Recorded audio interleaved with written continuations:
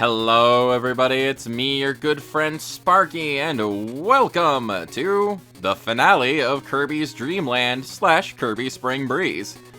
Yeah, when I said it was a short game, I really did mean it. I didn't really even rush that much, and I ended up getting through Kirby's Dream Land in pretty quick time, all things considered. And to close us out with this particular game, we have not a full stage on its own, but a series of smaller stages combined together with, I guess what you could call a boss rush. Kind of think Mega Man Robot Master rematches before you fight Dr. Wily. Or, actually, you can kind of think of it as being a little like arena modes in Kirby games that, coincidentally, were made popular by Kirby Super Star. Having, like, boss arenas and boss rush modes in Kirby games is pretty commonplace nowadays, but this was before that was even a thing, and it was already a thing in this game. Kind of. If that makes any sense. But yeah, we're just going to be going through all of the boss fights again, including the fight with Kracko that we just did. And there's not too much different about them. They're pretty much exactly the same as they were when we fought them the first time. It's just that you have these little short baby stages to go alongside them, where there's a Gordo guarding the door out, and you have to find, like, a Kirby doppelganger, and then touch him and make him go away, and that opens the way forward. I don't really get it. It feels like you could have just had, like, a locked door that you find a key for, and it would have accomplished the same thing. In fact, I completely forgot that that little detail was even in the game going through it, and it kind of confused me upon seeing it and trying to figure out what was going on with that. But, yeah, that's what you do. You find the Kirby doppelganger, it makes the Gordo guarding the door go away, and then you go fight a boss, representing the little tiny baby stage you were just in. Including, of course, Kabula, which makes it so you fight the weird, battleship boss twice in the game. Though, this particular, like, miniature stage is actually kind of mean, because you've got this, like, spike thing you've got to go through, and then you have to fight, like, the boss with the weird gimmick battle, flying through the air right after, and if you're not careful, most of the time when you get hit by an enemy or something like that in Kirby's Dream Land, you only take one little, peg of damage off of your health meter, but spikes will typically take off 2 little pegs. And then you have to dodge around a hail of bullets, and it can cause you to end up losing, because you took too much damage during the little stage. And also, I ended up discovering something rather nasty about these mini tiny stages too, that I think we'll see in just a second here. After successfully flying through the spikes, and somehow taking no damage, I discovered that if you accidentally touch the Gordo guarding the door, it instantly kills you. Which is kind of a jerk move on the game maker's parts. I mean, playing through the first game the first time, how could you possibly know that Gordo is different from any other Gordo in the game? Normally, I think the Gordos just kind of act as, like, the spike hazards and take up a couple extra pegs of health. In fact, I kind of missed it, but I think that particular running into the spikes just now took off 3 pegs of health instead of 2, which I don't know why there was a difference. I don't really get it. But I mean, we gather our mint leaf and we fight Kabula for the 3rd time. We failed the 2nd time around. And honestly, it's kind of hard to tell when you're going to get hit by something when Kirby is all puffed up. It's like his sprite is bigger, but the hitbox isn't, so sometimes it kind of looks like you got hit, but you didn't, or you didn't get hit and you did. It's weird. Also, no, you can't enter the moon again. That would have been, I guess, too neat, too cool. And you take out the Kirby doppelganger, and we get to fight Kracko a second time. We just fought him at the end of the last episode, but I guess they figured we didn't fight him enough. And we just have to do the same strategy over again, but I jumped directly into Kracko's face like an idiot, and yeah. We're down to 0 lives, which is definitely a problem, but it's actually not that much of a problem, all things considered. It seems like a problem, but it's not actually a problem. And fighting Kracko this time around, in order to attack him, you have to wait.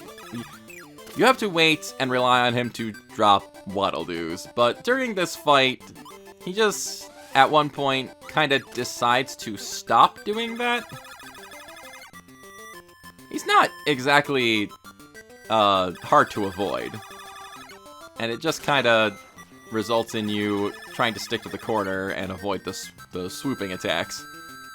But yeah, we get into this point where Kracko decides to go for long periods of time without dropping any ammunition for you to fight him with. And honestly, it's a pretty good strategy on his part.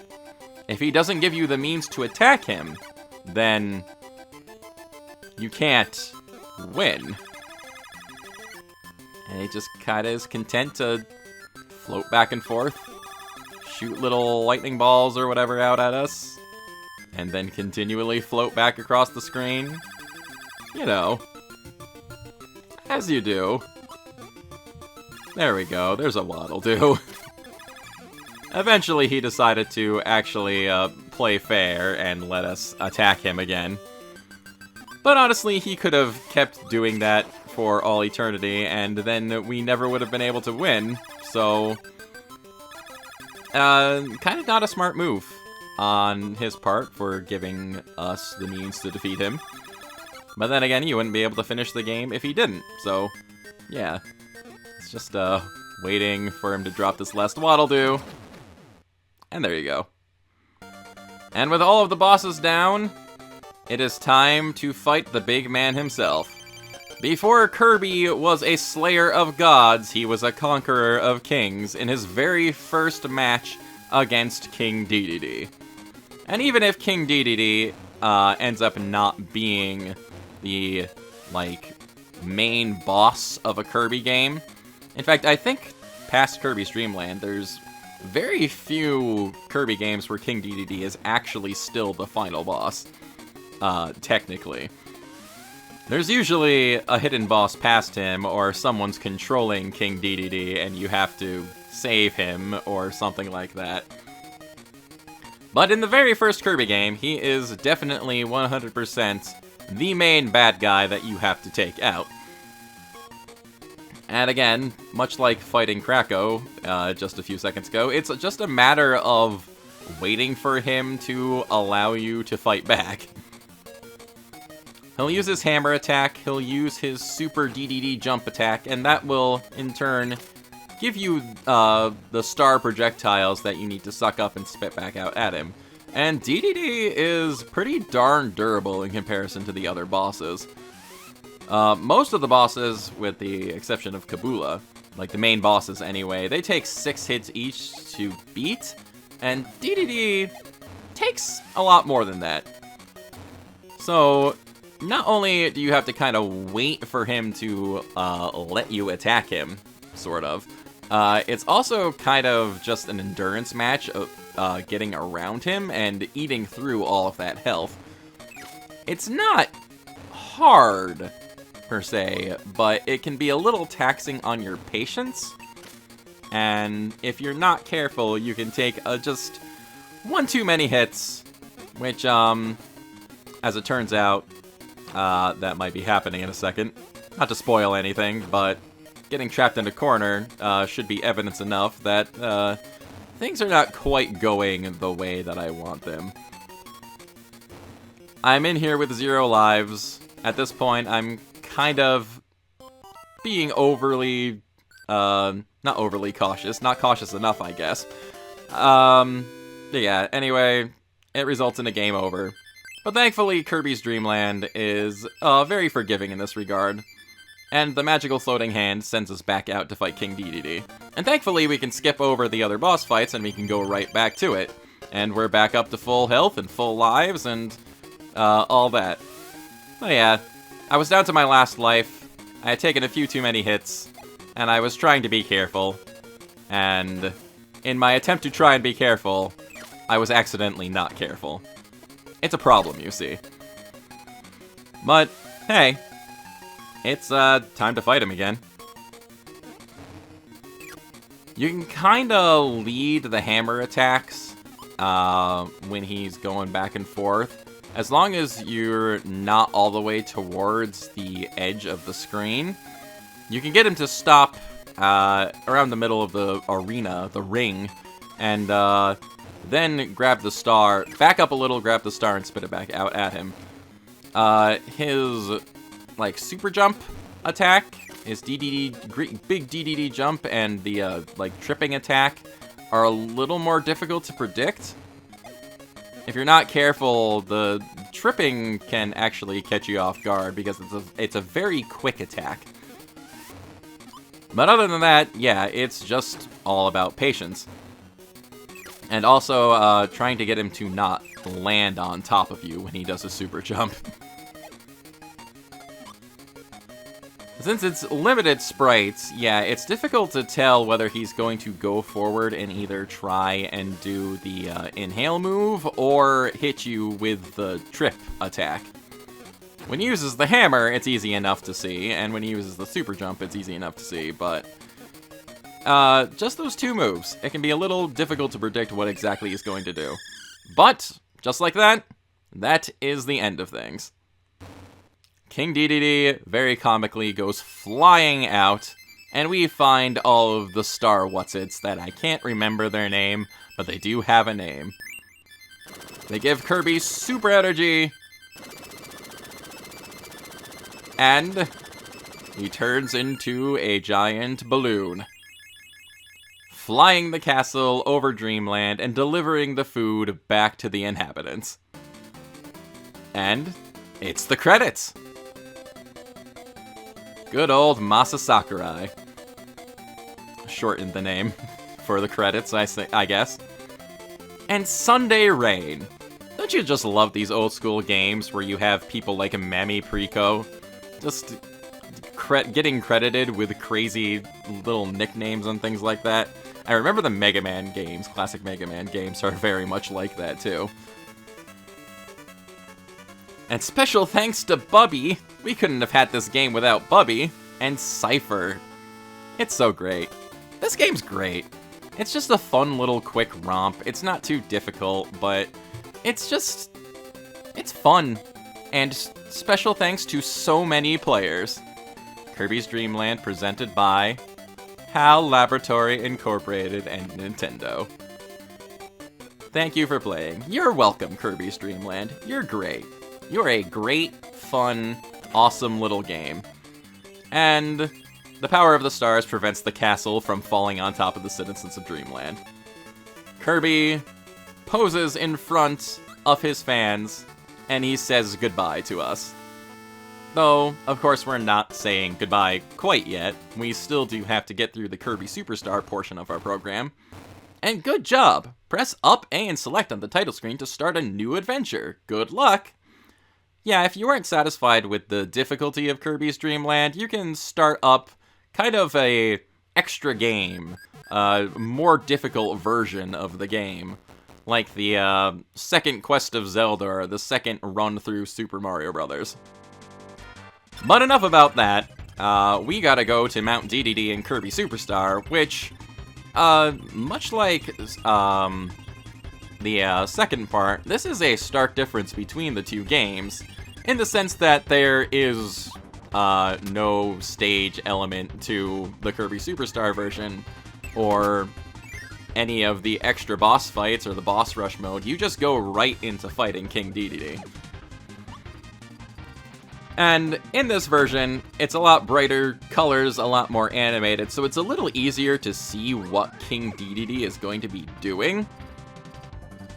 But honestly, the same strategy kind of works. You just gotta kind of lead him and not get cornered and not get jumped on top of. That's an important part. And I think out in the crowd somewhere, there's a crowd in this version. Not only do you have a lot of Kirby enemies and stuff watching the fight go down, but off to the side of there, you can actually see Mario and Luigi, and I think Birdo? Yeah, Birdo. There's some cameos off to the side there of different Nintendo characters. Well, yeah, other than that, it's just the more or less the same fight as the Game Boy version, just with brighter colors. I guess I should take a moment to say that technically there's a third version of this too in Kirby Super Star Ultra for the DS. I could have included that, I guess, but unfortunately I don't really have an easy way to record that particular version of the game. Kirby Super Star Ultra was, in turn, a better version of Kirby Super Star for the DS. And also we beat King Dedede. Yeah. There are only 4 super power star things in this version, considering there were only 4 stages. But just like in the Game Boy version, Kirby turns into a balloon and delivers the food back to the people of Dreamland. But yeah, I definitely would have included Kirby Super Star Ultra over the super fast credits we'll talk about this quick, but I just can't record it reliably. So we just have to skip it for right now. I figured the 2 versions of the game were enough just for this quick mini project. And yeah, this was a fun mini project to do. Again, like I said at the beginning, this is something I had got the idea for and wanted to do for a while now, and I'm glad that I actually got the chance to do it. And again, the stars keep the castle from falling. And Kirby is in front of his adoring fans with a sign that says next instead of bye-bye, because it expects you to play the next Kirby Superstar game. But instead, we're gonna say he's telling you to move on to the next Sparky channel project, which is gonna be something that you'll find out soon. Anyway, thank you very much for watching. This is your good friend Sparky signing off, and I'll catch you later. Yay.